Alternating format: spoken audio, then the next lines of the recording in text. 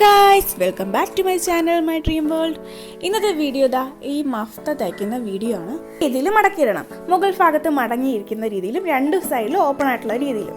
പിന്നെ ഒരു കാര്യം, വീതി കൂടിയ തുണി വേണം എടുക്കാൻ. ഞാൻ വീതി കുറഞ്ഞതായതുകൊണ്ട് ബാക്കിൽ നമുക്ക് ഇറക്കം കുറവായിരിക്കും, ഇറക്കം കൂടിയതായിരിക്കും ഭംഗി. ഇതേപോലെ കർവ് ഷേപ്പിൽ നമ്മൾ വെട്ടിയെടുക്കുക. ഒരു സൈഡ് നമ്മൾ കർവ് ഷേപ്പിൽ വെട്ടിയെടുക്കുക. ഇതേപോലെ കിട്ടും.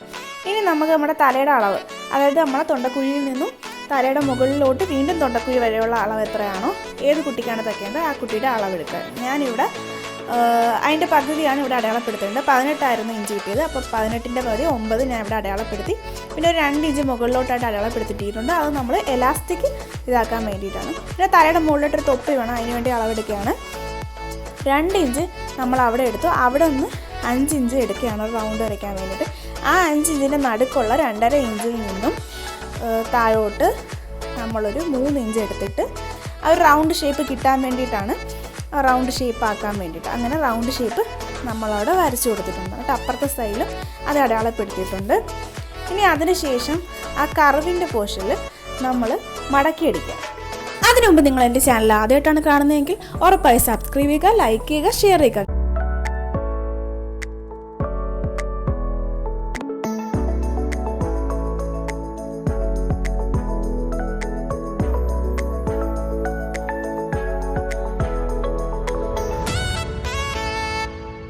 ഇപ്പം എന്താണ്ടേ ഞാൻ മുഴുവനും അടിച്ച് വന്നിട്ടുണ്ട്. ആ കർവ് ഷേപ്പിൻ്റെ അവിടെ എല്ലാം അടിച്ച് വന്നിട്ടുണ്ട്. ഇനി നമുക്ക് ഒരു 1.5 അല്ലെങ്കിൽ 2, അത് നമ്മുടെ ഇഷ്ടം പ്രകാരമാണ്.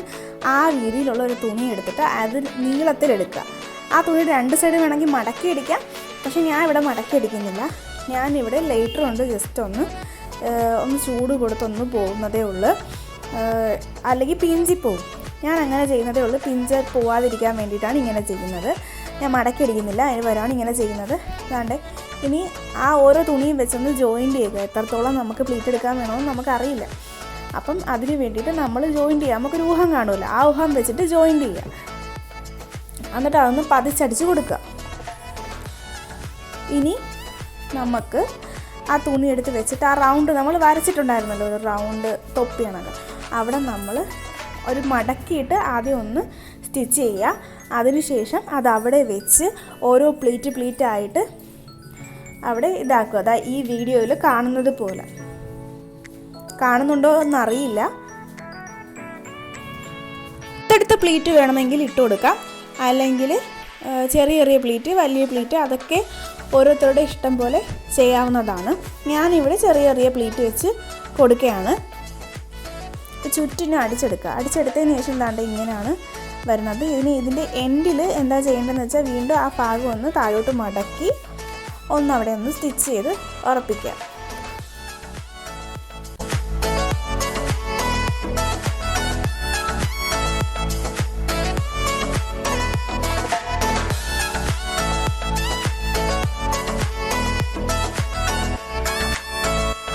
ഇതേപോലെ തന്നെ ആ കർവിൻ്റെ അവിടെയും നമ്മൾ പ്ലീറ്റ് എടുത്ത് ഇതേപോലെ കൊച്ചു കൊച്ചു തുണിയുണ്ട്, പ്ലീറ്റ് എടുത്ത് അടിച്ചു കൊടുക്കുക. അപ്പോൾ ഒന്നുകൂടി ഭംഗിയായിരിക്കും കാണാൻ.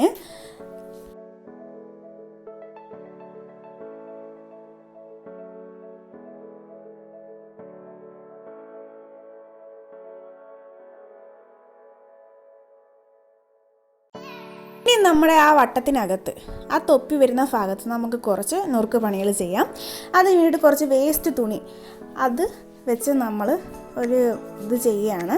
ഇപ്പോൾ കുറേ നമ്മളെ നെറ്റിൻ്റെ ഫാബ്രിക്കിനകത്തൊക്കെ ഒരുപാട് വർക്ക് വരുന്ന ഫാബ്രിക്കൊക്കെ നമ്മളെ വീട്ടിൽ കാണുമല്ലോ, എന്തെങ്കിലും വേസ്റ്റായിട്ട് വരുന്നതൊക്കെ കാണുമല്ലോ. അതിൽ നിന്ന് നമ്മളിത് ഇതേപോലെ വെട്ടിയെടുക്കാം. അങ്ങനെ വെട്ടിയെടുക്കുക. ഞാനിതേപോലെ വെട്ടിയെടുത്തിട്ട് ഓരോന്നും ശ്രദ്ധിച്ച് വേണം വെട്ടാൻ. സൈഡിൽ ആ നെറ്റെല്ലാം പോകുന്ന രീതിയിൽ സൈഡെല്ലാം വൃത്തിയാക്കി വെട്ടി കൊടുക്കുക. ഇതേപോലെ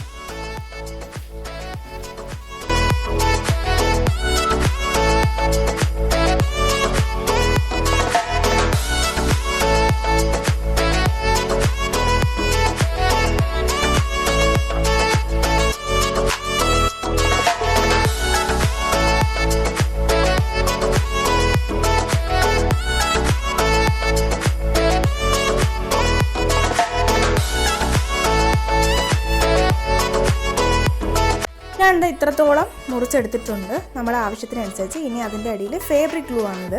ഫാബ്രിക് ഗ്ലൂ ഒട്ടിച്ച് കൊടുക്കുക. ഫാബ്രിക് ഗ്ലൂ കൊണ്ട് അത് ആ തുണിയിൽ ഒട്ടിച്ച് കൊടുക്കുക. കിടക്കും, നല്ലതുപോലെ അത് ഒട്ടിയിരിക്കും. തുണി കഴുകിയാലൊന്നും അത് പോവില്ല.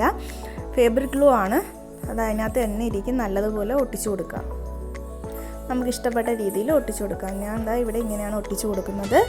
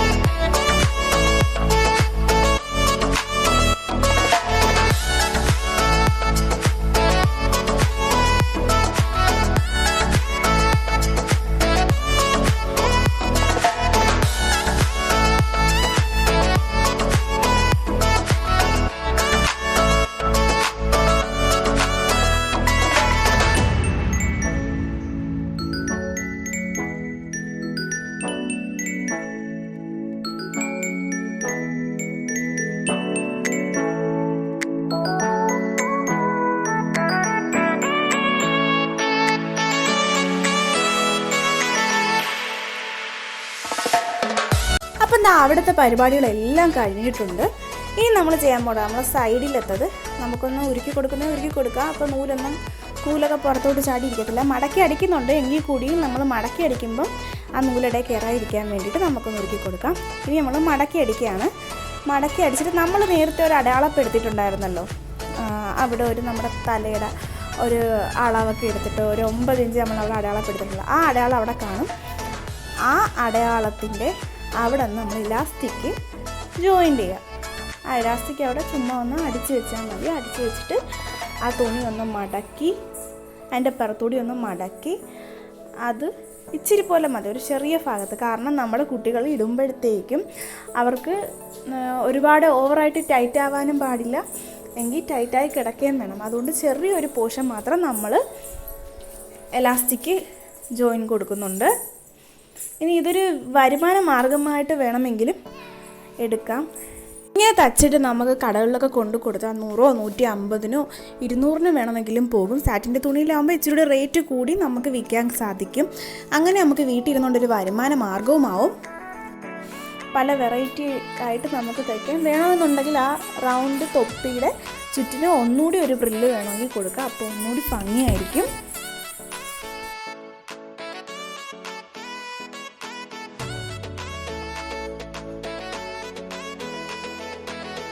രണ്ട് സൈഡ് നമ്മൾ എലാസ്റ്റിക് പിച്ചി പോലെ ചെറുതായിട്ട് ഒരു 2 ഇഞ്ച് വീതിയിൽ എലാസ്റ്റിക് നല്ല വലിച്ച് നീട്ടിയിട്ട് നമ്മൾ സ്റ്റിച്ച് ചെയ്ത് കൊടുക്കുക. 2 സൈഡും വേണമല്ലോ, അപ്പോൾ നമ്മൾ 2 സൈഡും സ്റ്റിച്ച് ചെയ്ത് കൊടുക്കുക. പിന്നെ ഒരു കാര്യം ശ്രദ്ധിക്കേണ്ടത്, വീതി കൂടിയ തുണി തന്നെ എടുക്കണം. നീളമല്ല കൂടുതൽ വേണ്ടത്, വീതിയാണ് നമ്മൾ കൂടുതൽ വേണ്ടത്. ഇവിടെ ഞാൻ വീതിയേക്കാൾ കൂടുതലായിരുന്നു നീളം എടുത്തത്. അപ്പോൾ നമ്മളെ ബാക്കിലെ ഇറക്കം നല്ലതുപോലെ ഇറങ്ങി കിടക്കത്തില്ല. എന്നാലും കുഴപ്പമില്ല, എങ്കിൽ കൂടിയും ഇച്ചിരി ഇറക്കമുള്ളതായിരിക്കും ഭംഗി. അതുകൊണ്ട് ഇനി പ്രത്യേകം ശ്രദ്ധിക്കുക, ചെയ്യുന്നവർ പ്രത്യേകം ശ്രദ്ധിക്കുക. ബാക്കിലത്തെ ഇറക്കം കൂടുതലും ഫ്രണ്ടിലത്തെ ആ ഇറക്കം കുറവാവാനും ശ്രദ്ധിക്കുക. അതിന് വേണ്ടിയിട്ട് നമ്മൾ ആ വീതി കൂട്ടിയും നീളം കുറച്ചും എടുത്താൽ മതി.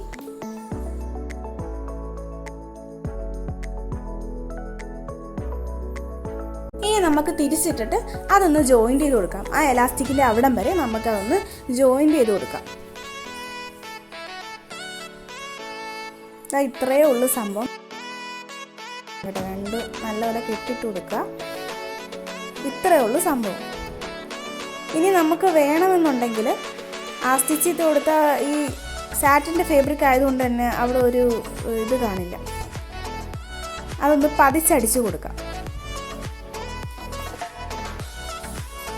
പതിക്കുമ്പോൾ ഒന്നുകൂടി നല്ലതുപോലെ വൃത്തിയായിട്ട് ഇരിക്കും.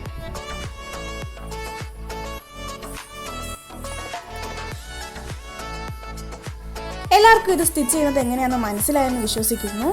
എന്തായാലും ഇഷ്ടപ്പെട്ടവർ എൻ്റെ വീഡിയോ ലൈക്ക് ചെയ്യുക, ഷെയർ ചെയ്യുക, സബ്സ്ക്രൈബ് ചെയ്യുക, അടുത്തുള്ളൊരു കുഞ്ഞു ബെല്ലൈക്കൺ ഒന്ന് എനേബിൾ ചെയ്തിട്ടിരിക്കുക. എന്നാലേ ഞാനിടുന്ന പുതിയ വീഡിയോസൊക്കെ നിങ്ങൾക്ക് നോട്ടിഫിക്കേഷനായിട്ട് കിട്ടുകയുള്ളൂ. Thanks for watching.